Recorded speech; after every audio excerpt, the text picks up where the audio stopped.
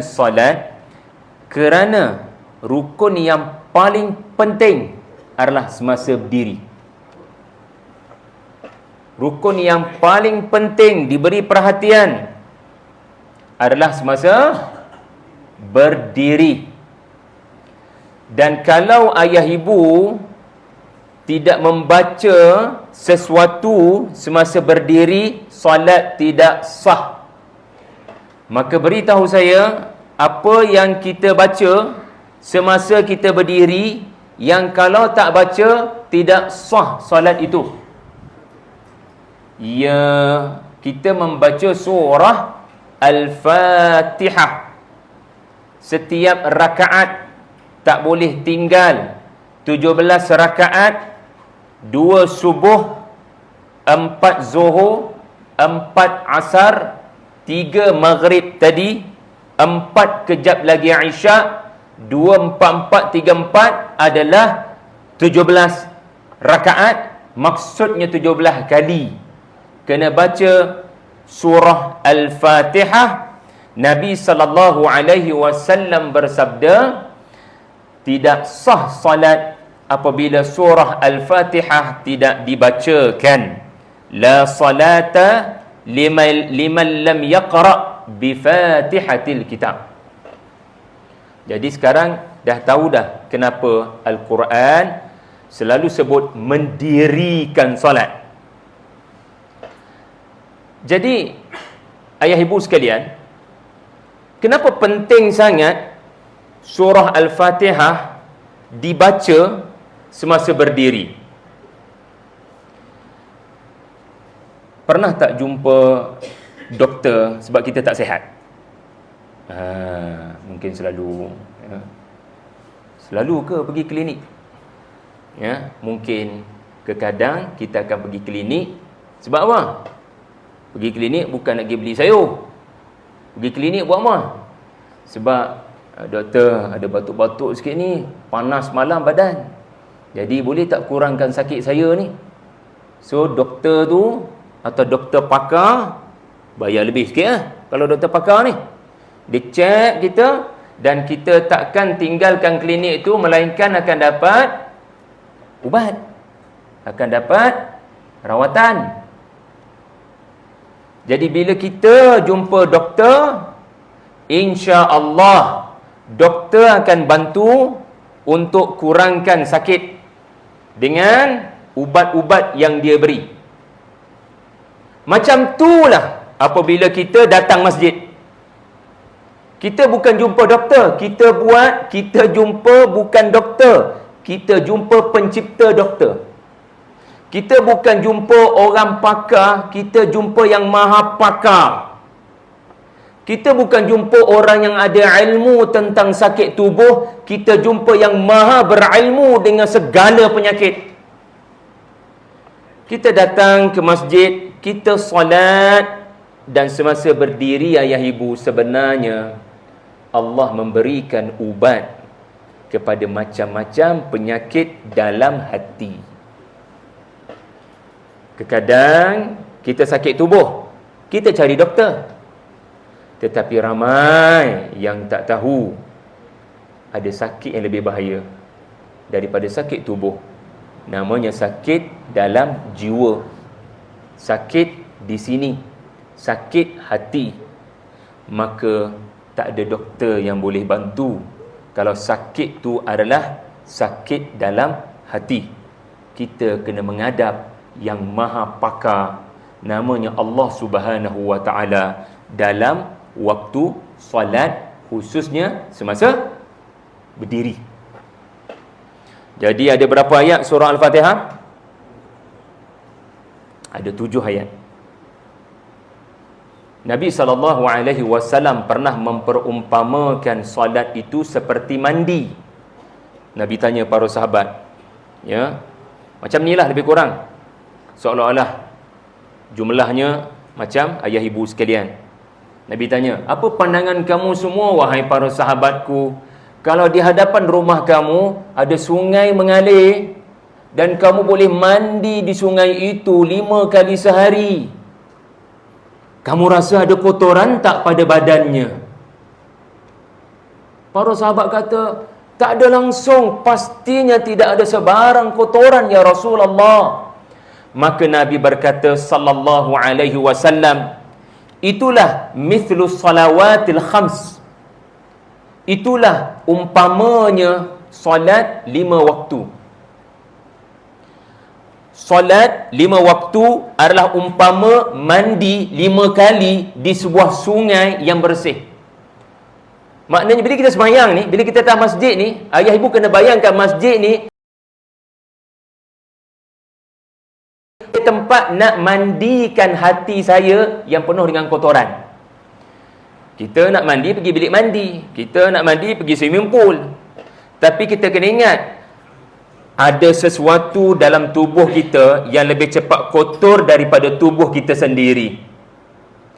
Ada sesuatu dalam badan kita ni, dia punya kotor lebih cepat daripada kotor pada tubuh. Kita mandi sekali kot sehari, atau paling hebat 2 kali sehari. Tak ada orang mandi sampai 5 kali sehari. Bila Nabi SAW kata, sungai yang kamu mandi 5 kali sehari, ini menunjukkan tanpa solat yang khusyuk masa berdiri, kalau solat tidak hayati surah 7 ayat namanya Al-Fatihah, kalau tak faham, kalau tak hayati, macam-macam kotoran datang pada hati kita. Macam-macam penyakit hati boleh datang tanpa tuan badan sedar. Contoh penyakit hati adalah sombong. Saya lebih baik daripada awak. Awak siapa? Na'udzubillah. Contoh penyakit hati ya adalah bakhil. Peduli apa? Biarlah dia susah, saya tak nak tolong. Contoh penyakit hati adalah jahil. Saya tak nak mengaji, saya tahu dah. Saya tahu dah apa-apa yang nak disebutkan oleh ulama itu, malah nak ambil tahu. Saya tahu dah, padahal dia tak tahu. Penyakit hati juga ni penyakit jahil. Apa lagi penyakit hati? Dengki. Tak nak tengok orang tu senang. Kita akan buat apa sahaja untuk hilangkan nikmat dia. Penyakit. Ayah ibu tahu kan masa peristiwa Nabi naik ke langit, Nabi terima solat, nama peristiwa itu peristiwa apa? Isra' dan Mi'raj. Ayah ibu tahu kita selalu ceramah setiap kali Isra' Mi'raj. Nabi menerima berapa fardu solat? Ya, memang 5 waktu, tapi sebelum tu. Betul. Tuan Haji, 50 fardu. Kemudian kurang jadi 45. Kurang jadi 40. Sampai jadi 5. Dia bukan 50 terus jadi 5. Dia sikit, and then sikit, and then sikit sampai jadi 5. Dan Nabi SAW ulang-alik meminta agar dikurangkan kerana nasihat siapa? Ayah ibu tahu alhamdulillah nasihat Nabi Musa alaihissalam di langit yang ke-5. Ya. Kenapa 50 waktu pada asalnya? Sekarang jadi 5, alhamdulillah. Tapi yang asalnya solat ini 50 waktu. Kenapa Allah tukar atau ringankan jadi 5? Kenapa Nabi masa naik Allah tidak terus beri 5? Kena fikir tu. Ketika Nabi naik ke langit, Nabi terima 50. Nabi pun turun, Nabi Musa nasihat, Nabi pun naik balik sallallahu alaihi wasallam, Allah pun bagi 45. Nabi turun, nasihat Musa, naik balik, Nabi mohon, dapat 40. Turun, naik 40. Turun, naik 35. Turun, naik 30. Kenapa nak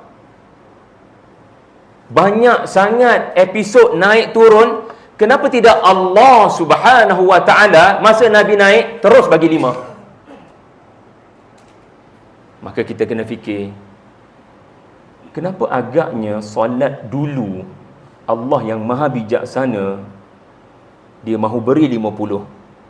Ya, kita tak tahu apa jawapannya, wallahu alam. Tetapi Allah maha suci daripada menerima nasihat sesiapa untuk buat keputusan. Takkan Allah menerima pandangan Nabi Musa, oh lah, betul juga pandangan kamu Musa, saya kurangkan 50 jadi 45. Maha suci Allah daripada mendapat nasihat sesiapa. Allah Maha Esa, tiada sekutu bagi Allah. Allah tidak memerlukan pasangan, Allah tidak memerlukan anak, lam yalid wa lam yulad. Allah tak perlukan makhluk. Tapi kenapa semacam berlaku perubahan keputusan? Kita ni makhluk, memang akan ubah keputusan. Bila kita mendapati keputusan asal tu macam tak sesuai. Contoh, kita nak buat program bincang tentang surah Al-Fatihah contohnya. Kita nak bincang bahasa Arab ni.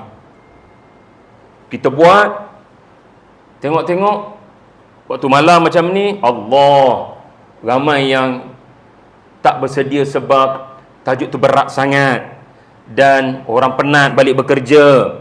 Jadi ramai orang buat feedback kepada AJK, kalau boleh buat pagi, orang tengah ada tenaga. Jadi AJK pun tukar, ini contoh, AJK pun tukar daripada kuliah tafsir surah Al-Fatihah waktu malam, tukar pada waktu pagi supaya orang lebih bertenaga. So kita akan tukar keputusan, kita akan buat keputusan baru kerana feedback dan nasihat daripada orang-orang yang mendapati waktu malam tak sesuai bincang benda berat-berat. Allah Subhanahu wa ta'ala tukar 50 jadi 5 bukan kerana feedback ataupun nasihat daripada sesiapa. Tapi Allah Ta'ala nak ajar manusia sebenarnya sangat mudah terkena penyakit, sangat mudah terkena penyakit hati, sehingga dia sangat-sangat perlukan solat sekerap mungkin. Seolah-olah 50 waktu sehari, namun kerana Allah Maha Pengasih, 5 cukup. Tetapi kesan 5 ni macam 50. Dia macam tuan-puan ambil vaksin lah. Kenapa ambil vaksin dulu? Kita dah lupa dah zaman dulu-dulu. Bukan dulu sangat pun, 3 tahun lepas je pun. Kenapa pakai mask? Kenapa ada penjarakan fizikal, semayang jarak-jarak? Takkan dah lupa pengalaman indah itu? Sebab nak elak penyakit, nak elak virus terkena. So kita ada proses nak cegah penyakit datang. Itu penyakit tubuh. Penyakit roh, penyakit hati ni, dia tak boleh diatasi dengan tutup pelitup muka.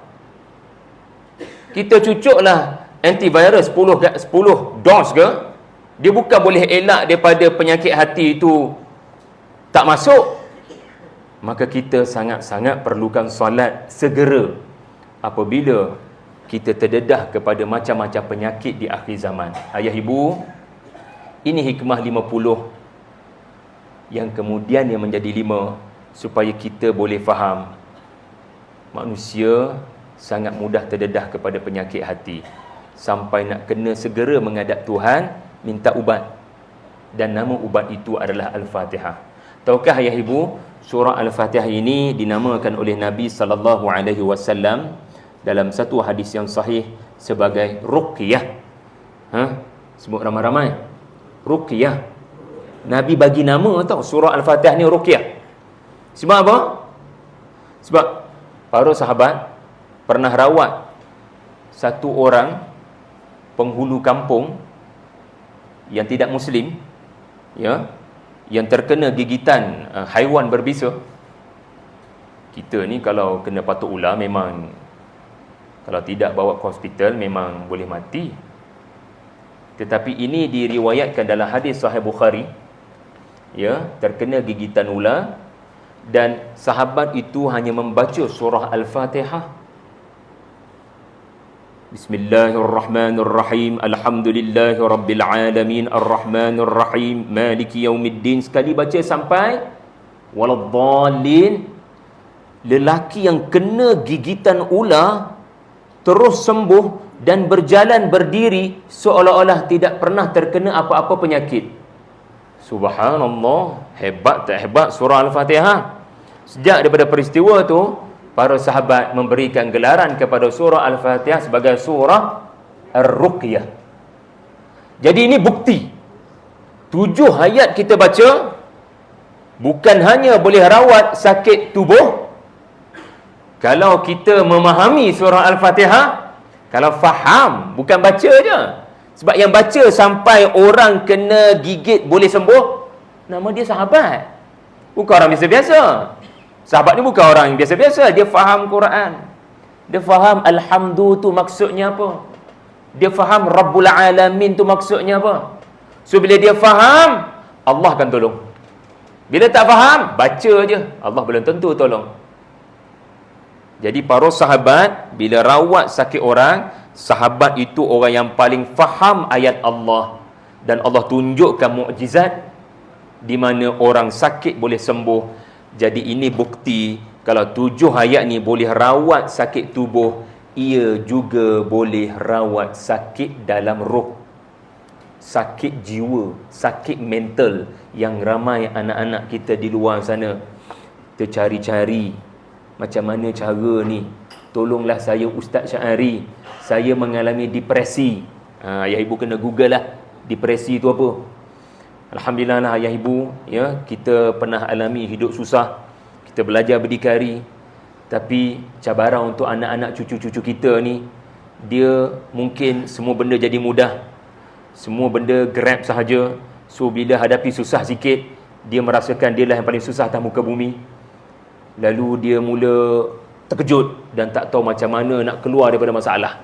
Sepatutnya bertenang dan belajar daripada orang tua, belajar daripada orang lama, belajar daripada Nabi-Nabi. Jadi saya nak ambil kesempatan ni ayah ibu, pertemuan saya dengan ayah ibu tak lama, ya, terima kasih Haji Wahab, ya, jalinkan silaturahim saya dengan ayah ibu semua. Saya nak kongsi ada 5 penyakit hati yang dirawat dengan surah Ruqyah, surah Al-Fatihah. Tapi untuk boleh penyakit hati itu dibuang, macam doktor bagi ubat antibiotik, ataupun macam kita mandi habis semua tercampak keluar kotoran itu, dia tidak boleh sekadar baca. Dia kena faham. Dia tidak boleh sekadar baca, dia kena cuba faham makna dan kena cuba tadabbur, kena cuba hayati. Pernah dengar perkataan tadabbur? Yakni menghayati dengan mendalam apa yang agaknya Allah nak sampaikan kepada saya. Baik, cuba baca ayat pertama surah Al-Fatihah. Bismillahirrahmanirrahim. Ini tilawah. Dia panggil baca betul-betul, mengaji dengan guru tajwid. Alhamdulillah Malaysia ni, ya, dalam hal membaca Al-Quran, dunia Arab pun mengiktiraf. Juri yang terdiri daripada ulama-ulama Arab dalam majlis tilawah dan hafazan Al-Quran antarabangsa, kalau ayah ibu tengoklah, mereka memang mengiktiraf lidah orang Melayu ni kadang bila baca kalam Allah dalam bahasa Arab lebih baik daripada orang Arab. Ini mukjizat Quran. Quran dalam bahasa Arab, turun pada Nabi SAW orang Arab. Tapi dalam bab bacaan, kadang orang Malaysia boleh menang. Makhrajnya betul, tajwidnya baik, taranumnya indah. Jadi tilawah nombor 1, baca betul-betul. InsyaAllah nanti Allah tolong bagi ubat. Tetapi tak cukup dengan baca. Dia ada 5 T dengan elok-elok. T nombor 1, tilawah. T nombor 2 adalah terjemahan. Ni nak cuba faham ni. Jadi cuba ayah ibu bacakan pada saya terjemahan Bismillahirrahmanirrahim. Dengan nama Allah yang Maha Pengasih dan Maha Penyayang. Okey, tu T nombor 2, terjemahan. Ni nak dapat ubat daripada Allah ni. Nak Allah tolong saya buang penyakit-penyakit yang menyebabkan saya tak bahagia ni. T nombor 3, tafsir. Tafsir ni kena mengaji. Dia tak boleh kita buat-buat je. Dia kena tanya ustaz, ustazah, ulama yang mahir dengan ilmu tafsir dan bahasa Arab. Kalau kita belajar tafsir, bismillah, ada ba kat situ.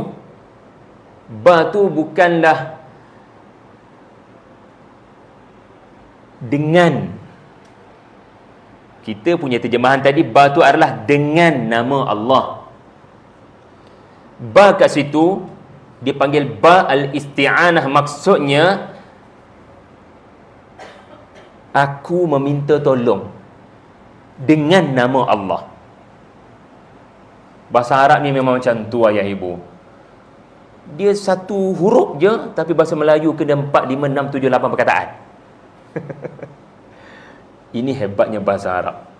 Itu baru satu huruf, dah 7, 8, 9, 10 perkataan dalam bahasa Melayu. Bayangkan satu kalimah. Sebab tu ulama bila tafsirkan Quran, kadang-kadang ada satu ayat sampai 3-4 halaman. Sebab hebatnya bahasa Arab ini. Allah turunkan dalam bahasa Arab sebab dia punya makna sangat mendalam.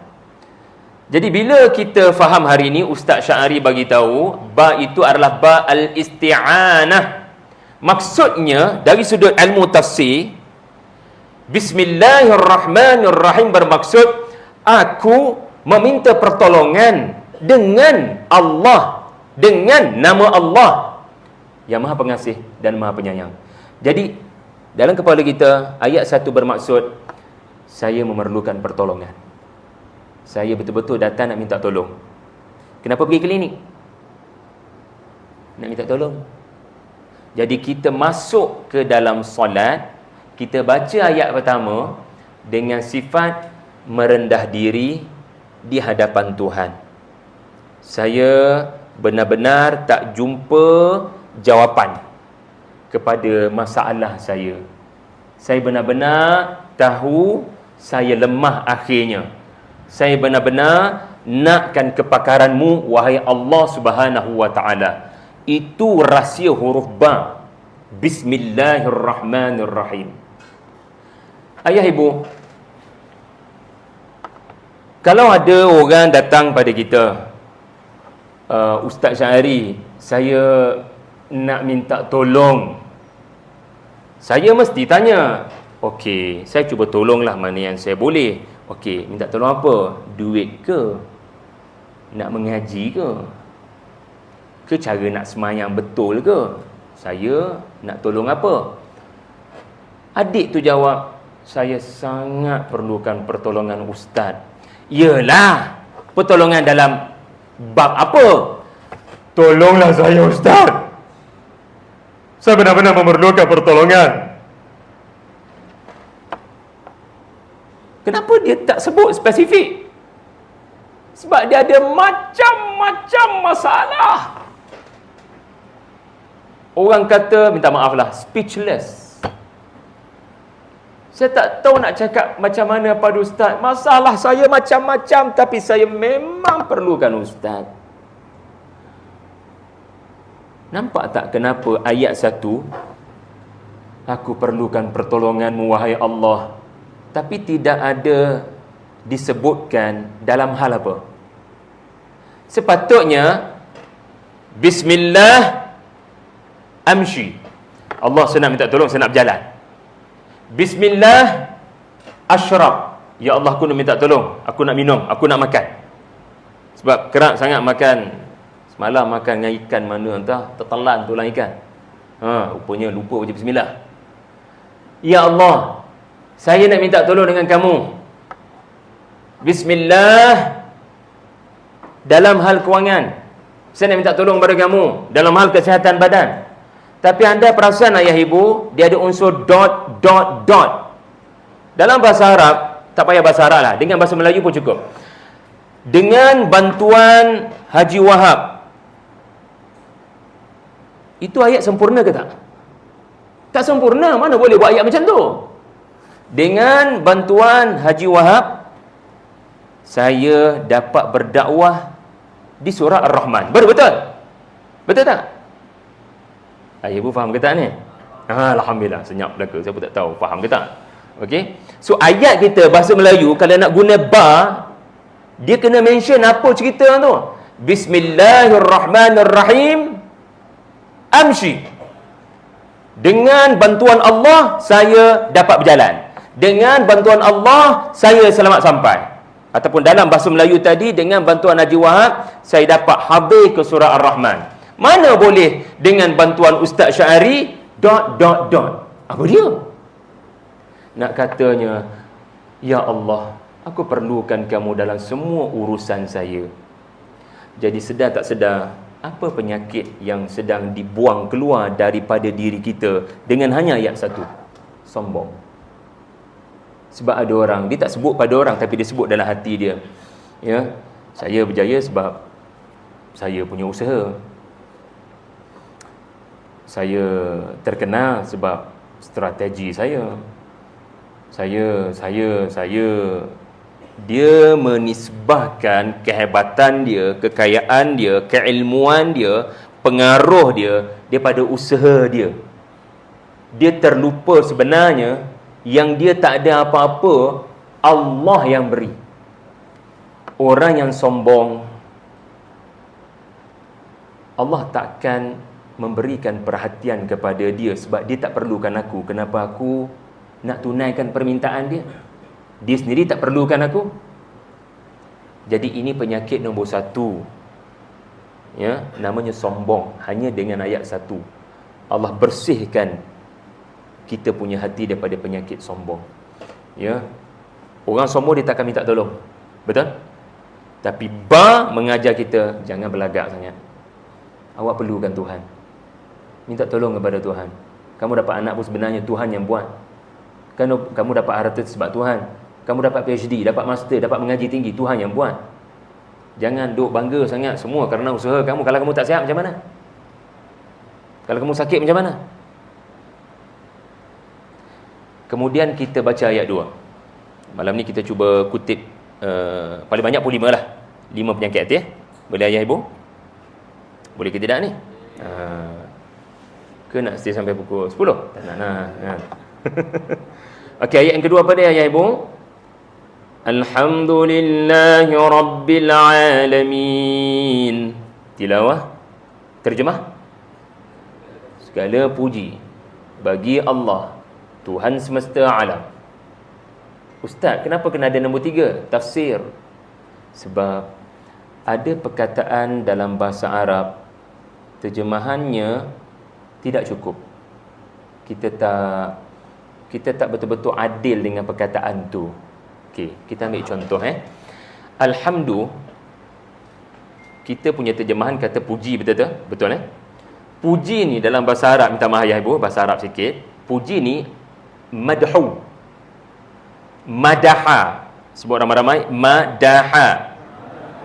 Baguslah ustaz ni, baguslah jamaah ni. Itu baru puji, dia panggil madah.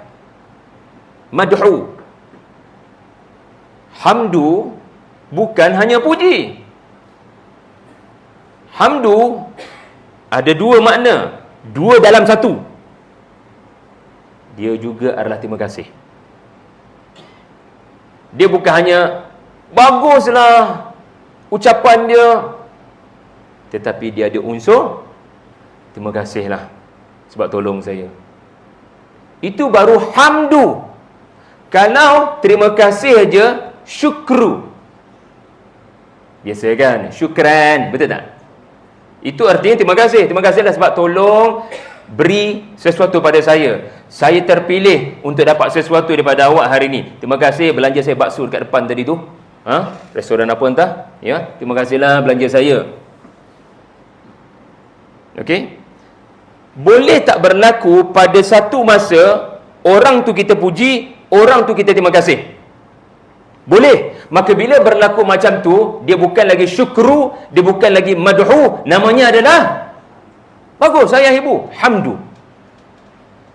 Ada orang kita puji, ya, dia terkenal. Bila orang tu datang, kita tahu dia famous, ya, dia punya Memasak dia luar biasa. Kita puji dia sebab dia memang pandai memasak. Kat TikTok terkenal. Ya. Tetapi ayah ibu hanya puji. Ada ayah ibu kata kepada orang yang terkenal itu, terima kasih lah. Sebab dia tak belanja pun anda makan makanan yang dia masak sedap tu. Tapi kalau influencer tu yang pandai memasak, dia datang surah Ar-Rahman, dia bagi semua boleh rasa makanannya, maka waktu tu anda bukan hanya puji dia punya masakan, bahkan anda akan terima kasih sebab jamu kami percuma malam ni. Alhamdulillah. Betul-betul alhamdulillah.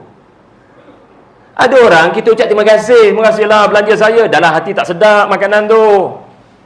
Terima kasihlah belanja saya. Awak pilih saya, so saya dah selamat bajet, tak keluar duit daripada poket. Sebab awak belanja saya. Tapi kita tak boleh nak puji sangat sebab makanan tu dia boleh belanja kita nasi, telur, mata je. Jadi terima kasihlah.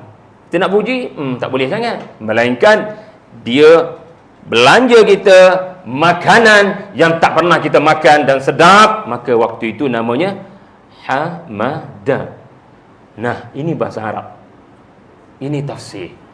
Betul kena mengaji. Sebab kalau tak mengaji, tidak berusaha, macam mana Allah nak bantu kita buang penyakit tadi? Allah nak tengok biar ada usaha daripada kita.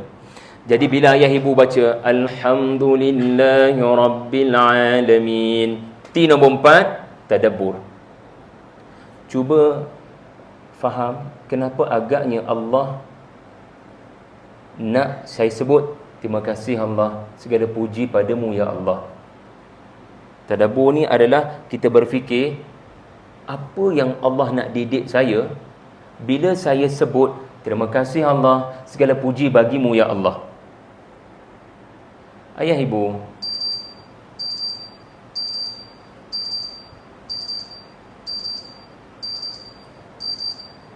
azan dulu ke?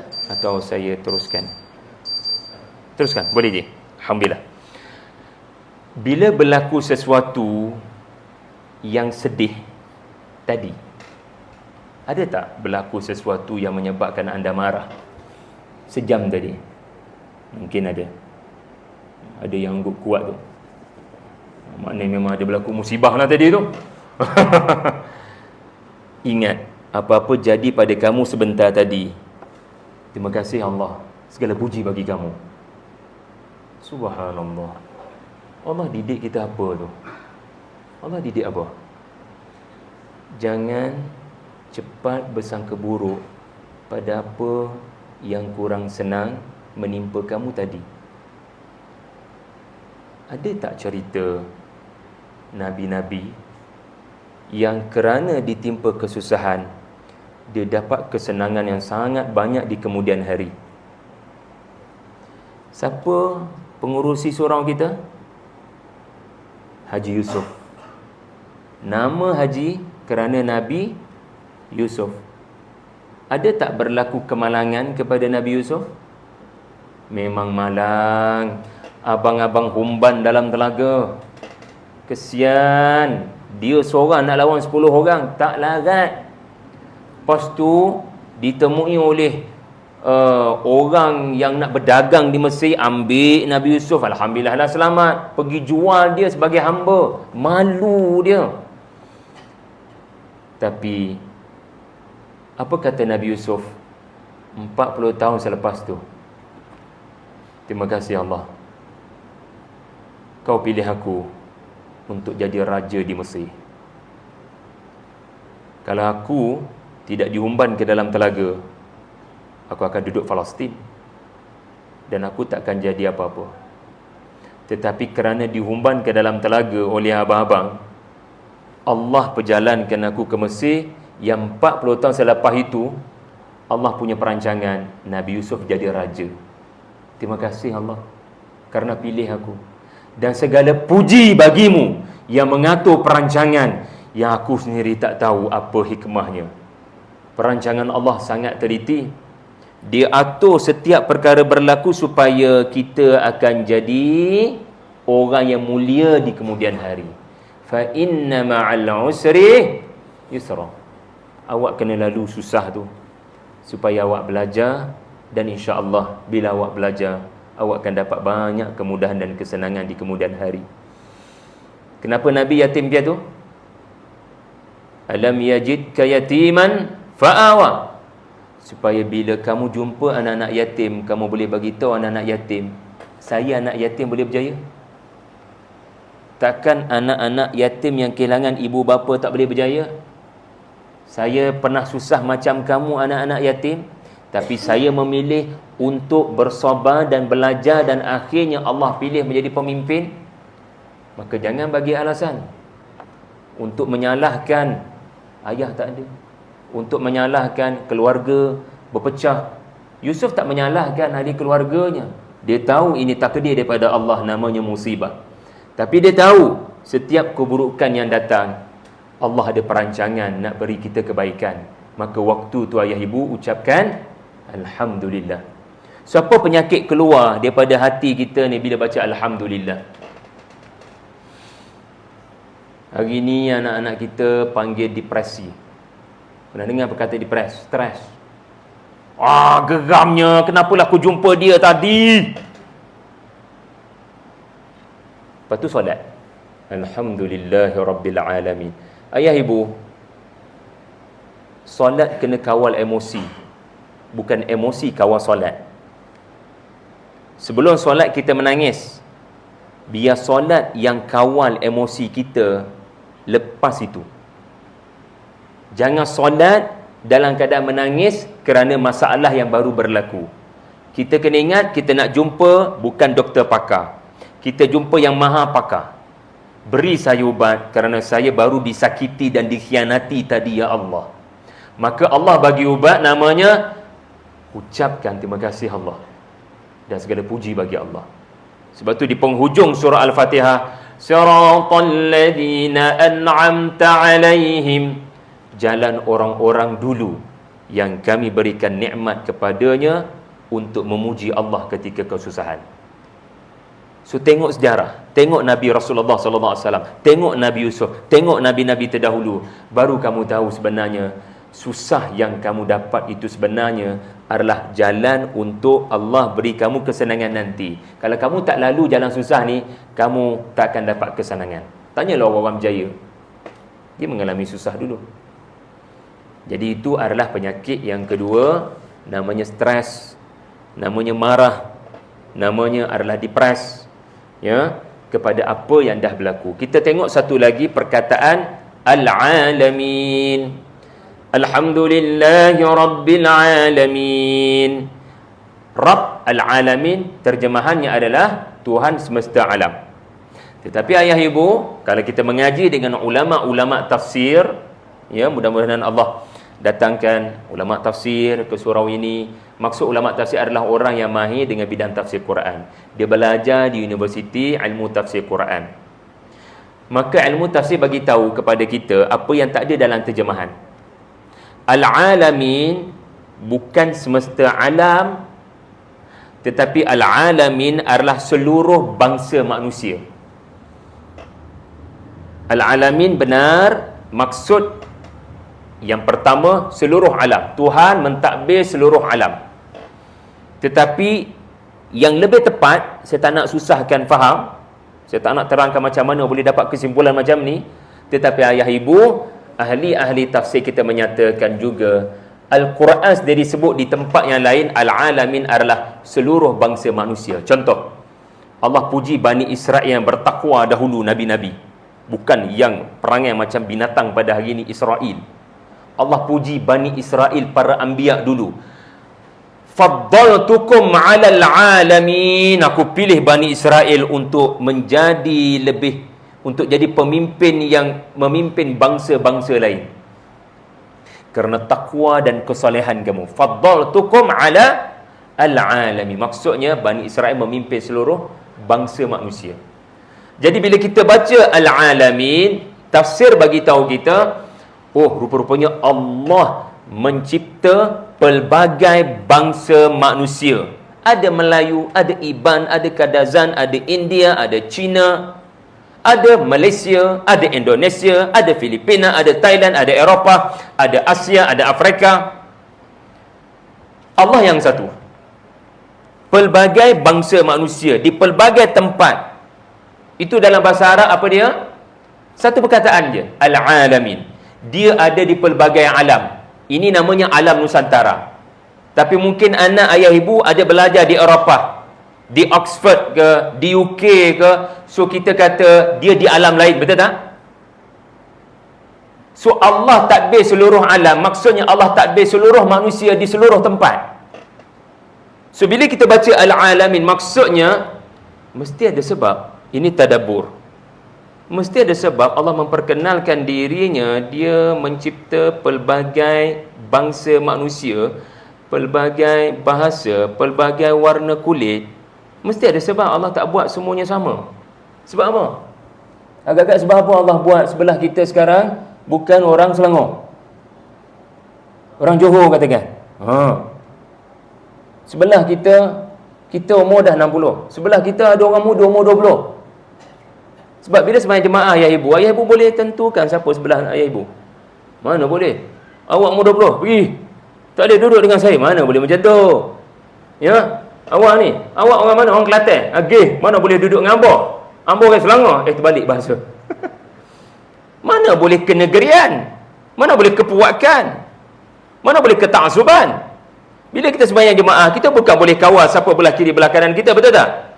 Kita kena terima semua orang, betul tak? Assalamualaikum warahmatullahi, sejahtera untuk awak. Assalamualaikum warahmatullahi, sejahtera untuk awak. Doakan semua orang, walau dia bukan negeri kita, walau bukan dia bercakap dengan bahasa kita, walau kulitnya bukan warna macam kulit kita, walau dia belajar lebih rendah daripada kita, walau kita berpangkat datuk, datin dan dia bukan berpangkat itu, ingat hormat antara satu sama lain. So dengan hanya menyebut al-alamin, kita diajar Allah untuk hargai perbezaan dan jangan dengki, jangan hasad dengan sesiapa. Sebelah kita orang kaya, tapi bila kita baca Rabbul Alamin, Allah yang takbir orang yang alamnya kaya dan saya pula alam orang miskin. Allah kata Rabbul Alamin, mesti ada sebab dia duduk sebelah saya. Mungkin Allah nak saya belajar daripada dia macam mana nak kaya. Ataupun orang yang sedang kaya, sebelah dia semayang orang miskin. Dia percaya Allah yang atur tu. Dia atur supaya saya orang yang alam orang kaya belajar sesuatu daripada alam orang miskin. Artinya apa? Saling mendoakan, saling menghargai, jangan hasad dengki. So ini penyakit ketiga. Dengki dibuang daripada penyakit hati dengan hanya ayat yang kedua dalam surah Al-Fatihah. Sikit lagi, ayat ketiga yang terakhir ya. Sebab ayat yang ketiga ni dia cover lagi dua penyakit. Boleh kita ulang kaji sekejap? Penyakit nombor satu apa tadi? Ba. Awak kena merendah diri syari. Kerana kita kena sentiasa minta tolong dengan Allah, jangan sombong. Maka penyakit nombor satu adalah sombong. Penyakit nombor dua, ya, sentiasa sangka baik pada Allah pada apa yang dah berlaku. Dan jangan ada penyakit buruk sangka. Jangan ada penyakit putus asa. Jangan tafsir yang bukan-bukan. Jangan ada penyakit stres dan depres. Dan penyakit yang ketiga apa dia? Taksub. Kita yang terbaik sebelah saya ni tak hebat mana pun. No. Kena Assalamualaikum, Assalamualaikum, hargai dia orang. Penyakit yang keempat, kita akan jumpa pada lafaz Ar-Rahmanir Rahim. Terjemahan apa kata? T nombor 2 apa dia? Terjemahan. T nombor 3 tafsir. T nombor 4 tadabbur. T nombor 5 tunggu. Saya akan beritahu sebelum tasbih kafarah. T nombor 2 adalah terjemahan. Apa maksud? Apa terjemahan Ar-Rahman? Yang Maha Pengasih. Apa terjemahan Ar-Rahim? Yang Maha Penyayang. Kalau kita berpandukan kepada terjemahan, apa beza pengasih dengan penyayang? Kalau kita bergantung sepenuhnya pada terjemahan, apa maksud pengasih beza dengan penyayang? Artinya pengasih belum tentu penyayang, penyayang belum tentu pengasih. Anak mungkin kurang jelas, ayah ibu mungkin masih tak berapa jelas, sebab bergantung pada terjemahan. Maka dengan ilmu tafsir dia akan bagi kita lebih jelas. Ar-Rahman artinya yang sangat-sangat kasih sayang kepada kamu sekarang, tengah berlaku kasih sayang tu, dan cara dia sayang kamu, cara dia beri kasih sayang kepada kamu adalah di luar daripada imajinasi kamu. Oh, panjangnya nak hurai. Tapi itulah faedah alif nun. Ar-Rahman ada alif nun kan? Dia daripada kata akar rahmat. Rahmat. Kata rahmat ataupun rahama, bila ada alif nun dia menunjukkan sangat pengasih. Apa maksud sangat? Kamu tak boleh bayangkan macam mana dia buat apa sahaja demi kamu. Dia beri apa saja demi kamu. Allah memberikan pelbagai nikmat tanpa kamu menyedari. Itu Ar-Rahman yang Ibnu Abbas radhiyallahu anhu kata ia berlaku di dunia. Ar-Rahim pula berbeza. Okey. Bila Ar-Rahman, Ar-Rahim, Ar-Rahman tu kali keberapa dah ayah ibu jumpa dalam surah Al-Fatihah? Perasan tak dalam surah Al-Fatihah ni ayah ibu hanya ulang 2 kalimah ni saja, kalimah lain tak ulang. Ya, Ar-Rahmanir Rahim dah ada tak pada ayat 1? Ya. Ada tak kalimah Ar-Rahmanir Rahim ayat 1? Ya. Bismillahirrahmanirrahim. Lepas tu ayat 3 muncul sekali lagi. Betul tak? Ar-Rahmanir Rahim. Kena tanya, kenapa kena ulang? Kenapa Allah ulang sampai 2 kali ni? Sebab kamu terlupa untuk ambil teladan daripada nama Allah yang ini. Kamu tidak jadikan diri kamu ada sifat rahmat. Aku beri macam-macam rahmat walau orang tu tak beriman. Itu namanya Ar-Rahman. Walau non-Muslim, walau orang kafir, aku tetap beri rezeki. Tiba-tiba kamu yang duduk di atas muka bumi, kamu tidak ada sifat untuk terus memberi. Walau kepada orang yang kamu tak suka, kamu tidak benar-benar belajar menjadi nama Allah Ar-Rahman. Kamu tidak terjemahkan maksud nama Allah Ar-Rahman dalam hidup kamu. Allah sentiasa memberi walau orang itu kafir. Artinya apa? Syari, kamu pun kena jadi orang yang suka memberi walau orang tu tidak memberikan manfaat kepada kamu. Just bagi infak, just bagi sedekah, just berikan kepadanya ilmu walau dia tak ucap terima kasih. Kerana Allah itu namanya Ar-Rahman, dia terus memberikan rezeki walau orang itu tidak beriman. Itu makna Ar-Rahman. Kerana Allah nak kita ada sifat rahmatan lil alamin, sebagaimana Nabi SAW. Jadi apa penyakit yang disingkirkan? Bila kita baca Ar-Rahman, bakhil. Ya, saya tak nak bagi. Dia memang ada masalah dengan saya tak akan bagi. Ataupun, saya bagi pun bukan berubah pun perangai. Jadi kita bakhil dan bagi macam-macam alasan untuk kekal tamak. Allah tak pilih kasih. Allah beri rezeki. Allah beri pada semua. Allah terus menerus beri hingga pada waktu tertentu baru dia akan menghentikan pemberian itu. Ya. Dan akhir sekali ayah ibu, ya, selepas penyakit bakhil adalah lafaz Ar-Rahim. Ar-Rahim ni apa? Ibnu Abbas radhiyallahu anhu kata Ar-Rahman fid dunya, Ar-Rahim fil akhirah. Ar-Rahim ini maksudnya yang akan terus menerus menyayangi kamu. Kalau Ar-Rahman, dia sayang sekarang, akan datang belum tentu. Contoh ya, saya guna alif nun dalam bahasa Arab.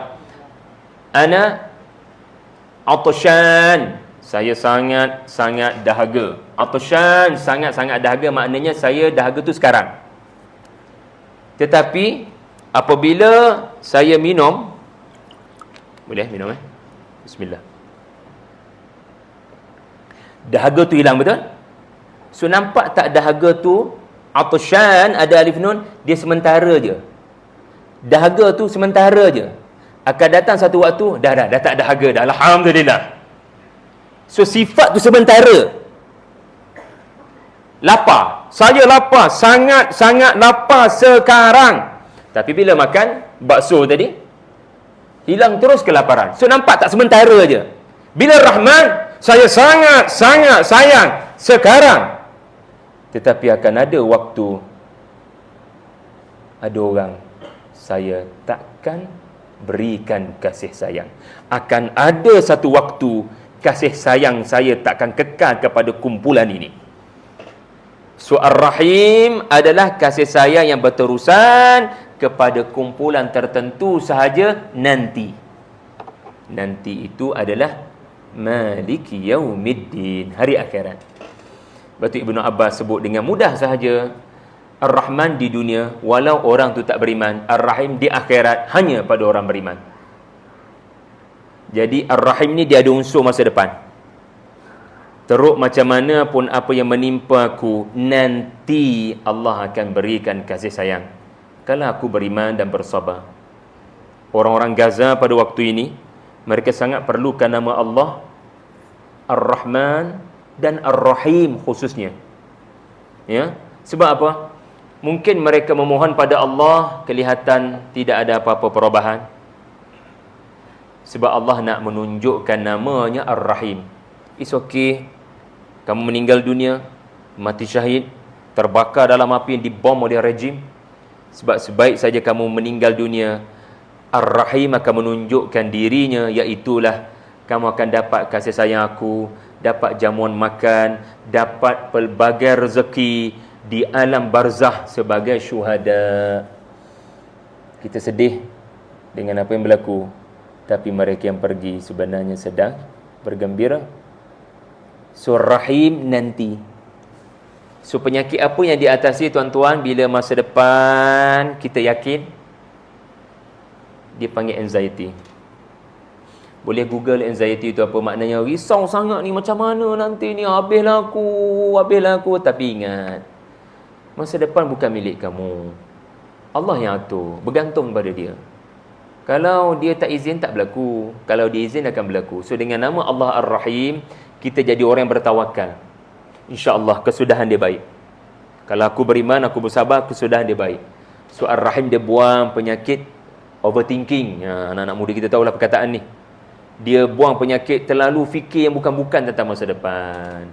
Jadi ayah ibu, Alhamdulillah, saya rasa sudah hampir 1 jam saya menyampaikan 56 minit. Jadi sebelum saya tamat, ada T yang nombor 5. Apa T nombor 5? T1, tilawah, baca betul-betul ayat tu, InsyaAllah. Okey. Baru surah ni akan jadi ruqyah insya-Allah, mudah-mudahan kepada penyakit-penyakit hati. Okey. T nombor 2, tengok terjemahan dia. Yang pastikan kita ada Quran terjemahan. Ya. Quran yang ada terjemahan, belah bawah perkataan, belah kiri, belah kanan. Jangan biasakan baca Quran yang tak ada terjemahan, supaya kita faham apa kita baca. Yang kedua, yang ketiga apa dia? Tafsir. Ayah ibu tahu kan, Quran turun 2-3 ayat seminggu. Kepada orang Arab, kepada para sahabat, kepada Nabi SAW. Orang Arab ni ayah ibu, diorang bukan standard 2-3 ayat pendek seminggu. Diorang standard 20-30 halaman seminggu. Sebab diorang boleh hafal terus, diorang boleh faham. Tapi nak katanya, hatta para sahabat pun perlu pimpinan Nabi SAW untuk faham beberapa ayat. Sebab tu Allah tak turunkan banyak-banyak. Ayah ibu tahu kan, Quran tak turun sekaligus. Dia turun sikit-sikit. Sebab Nabi perlu masa nak hurai. Itu Nabi orang Arab, sahabat orang Arab, perlukan masa nak faham ayat. Tiba-tiba kita boleh rasa selesa tak faham ayat tu. Macam mana kita nak jadi generasi yang hebat macam para sahabat? Jadi ini adalah teguran daripada Nabi SAW kepada kita, khairukum man ta'allamal Qur'an wa 'allamah. Sebaik-baik kamu adalah mereka mempelajari Al-Quran. Dalam hadis yang lain, Majtama'a qaumun fi baitin min buyutillahi yatluna kitaballah wa yatadarasuna bainahum. Mereka berhimpun dalam rumah Allah, membaca ayat-ayat Allah, wa yatadarasuna bainahum. Mereka yang tadarus, mereka yang belajar ayat tu maknanya apa. Subhanallah. Nabi menunjukkan ada beza antara tilawah dengan tadarus. Tilawah kita baca, kita semak bacaan. Tadarus pula adalah kita mendengar bacaan sahabat kita, dan bukan sekadar kita semak tajwid, kita cuba ambil kefahaman. Ayat ni pasal apa? Ayat ni pasal apa? Maka kalau boleh, adalah ya apa-apa kitab kat rumah yang boleh kita faham tentang surah di dalam Al-Quran. Bukanlah tafsir Al-Azhar ke, sebab kita semua bukan ada duit pun dan bukan ada masa pun nak baca. Tetapi sekurang-kurangnya adalah tafsir surah Al-Fatihah contohnya. Okey, saya pun adalah beberapa surah yang saya tuliskan tafsirannya, tadabburnya. Mudah-mudahan membantu ayah ibu untuk boleh faham beberapa surah yang kita dah hafal. Nombor 4 adalah tadabbur, iaitulah berfikir ya dengan mendalam. Ya, selepas faham tafsir ayat tu, kita fikir dengan mendalam, ya Allah, apa yang saya kena ubah tentang kehidupan saya? Ya Allah, Al-Quran dah ubah Umar Al-Khattab, saya pula ya Allah, apa yang kena saya ubah? So Quran mesti mengubah diri kita. Mana boleh perangai orang yang baca Quran sama je terus dengan penyakit hati? Tak betul. Orang yang baca Quran sebenarnya adalah orang yang sentiasa nak lakukan perubahan dalam hidupnya. Dan yang kelima namanya adalah tazakkur. T-A-Z-A-K-K-U-R. Dia berasal daripada kalimah zikru, ingat, yakni cuba hafal. Cuba hafal. Sebab apa? Kalau tak hafal, kita baca apa dalam semayang? Sah. Kalau tak ingat Al-Fatihah. So kita kena ingat Al-Fatihah. So Allah nak ajar, penting ingat ayat yang kamu dah tadabbur supaya kamu boleh bawa dalam solat. Sebab dalam solat, ia adalah tempat yang terbaik untuk kita rasa Allah bercakap dengan kita. Sebab kita berdiri menghadap dia dan kita tak boleh jawab panggilan telefon. Kita berdiri di hadapan dia, kita tak boleh sahut panggilan anak bini walau kita sayang macam mana sekalipun. 10 minit tu kita mati. 10 minit tu kita mati. Apa maksud mati? Awak terputus daripada dunia. Sesiapa pun panggil Allahu Akbar, kita kena kuatkan bunyi bagi menunjukkan aku tidak berada di sini. Aku berada di hadapan Tuhan. Dalam 10 minit ini juga tuan-tuan terputus daripada makan minum. Mana boleh makan minum masa solat? Sebab makan minum adalah simbolik kerja dekat dunia. Kita memang putuskan hubungan dengan dunia, dan waktu kita putuskan hubungan dengan dunia, kita baca ayat yang bernama Al-Fatihah, dan ayah ibu bacalah apa-apa surah yang ayah ibu dah faham, Allah akan bantu untuk kita boleh menangis dengan ayat tu, untuk kita boleh rasa Allah menegur kita dengan ayat tu. Jadi ayah ibu semua, saya harap bila saya berpisah dengan ayah ibu ingat di Meti ni, dan ayah ibu ingat ada 5 penyakit hati telah diatasi oleh surah Al-Fatihah. Ia adalah sombong, ya, ia adalah depresi, stres, ia adalah taksub ataupun apa yang disebut sebagai kepuakan, mementingkan kumpulan sendiri, tak boleh raikan orang lain, sedangkan Allah memang sengaja buat pelangi itu ada pelbagai warna supaya kita belajar. Tiba-tiba geng-geng LGBT pula pergi ambil jadi logo dia orang, kurang ajar. Sedangkan Allah cipta pelangi untuk kita belajar meraikan perbezaan musim haji. Takkan ayah ibu jumpa orang Malaysia aja. Pergi haji kita jumpa macam-macam orang.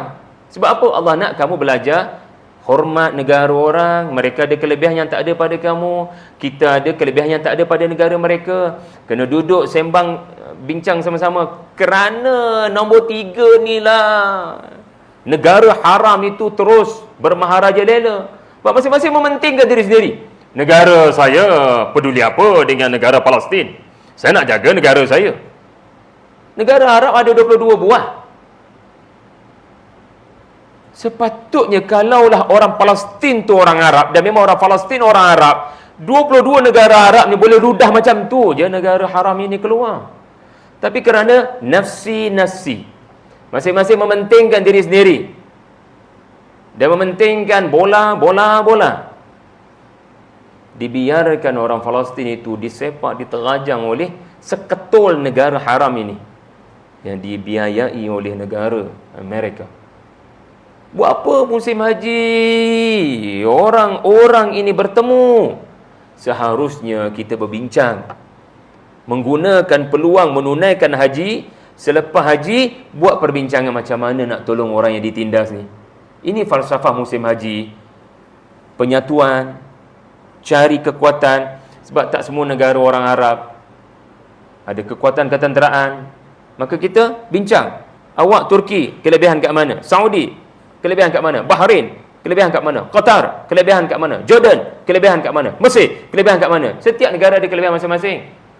Setiap kelebihan ini mesti digabungkan, gitu. So kita ada penyakit yang keempat, alhamdulillah, iaitulah penyakit bakhil. Ar-Rahman mengatasi penyakit bakhil. Allah memberi walau orang tu tak beriman, maknanya saya juga kena memberi walau saya tak dapat manfaat daripada orang tu. Dan akhir sekali Ar-Rahim, nanti Allah akan sayang orang beriman. Maksudnya saya kena sentiasa fikir yang baik-baik tentang esok hari. Namanya anxiety. Jadi saya harap ayah ibu dapat memahami dan dapat menghargai solat yang akan dikerjakan sebentar lagi dan pada masa-masa akan datang. Mudah-mudahan kita lebih khusyuk dalam solat yang dikerjakan. Minta maaf ya kalau ada terkasar bahasa. Saya ada bawa beberapa buku saya. Kalau ayah ibu nak belajar tadabbur Quran, bolehlah manfaatkan. Terima kasih pada Haji Wahab dan kepada Haji Yusuf dan semua yang hadir. Barakallahu fikum. Boleh jumpa saya di TV Al-Hijrah setiap hari Selasa 7 pagi. Kalau tak ada TV, tengok Facebook. Kalau tak ada Facebook, ayah ibu buka TikTok. Dan boleh juga temui saya di Astro Oasis. Saya tak ingat, rasanya pukul 9 malam pada setiap hari apa entah, mereka duk ulang-ulang rakaman itu. Jadi apa yang baik datang daripada Allah, yang kekurangan itu datang daripada saya. Semoga ada rezeki kita bertemu lagi. Wa sallallahu ala Muhammadin wa ala alihi wa sahbihi wa barik wa sallim. Walhamdulillahi rabbil alamin. Subhanakallah bihamdik wa asyhadu an la ilaha illa anta wa astaghfiruka wa atubu ilaik. Bismillahirrahmanirrahim. Wal 'asri innal insana lafi khusrin illa alladhina amanu wa 'amilus salihat wa tawasaw bil haqq wa tawasaw bis sabri. Alhamdulillahi rabbil alamin.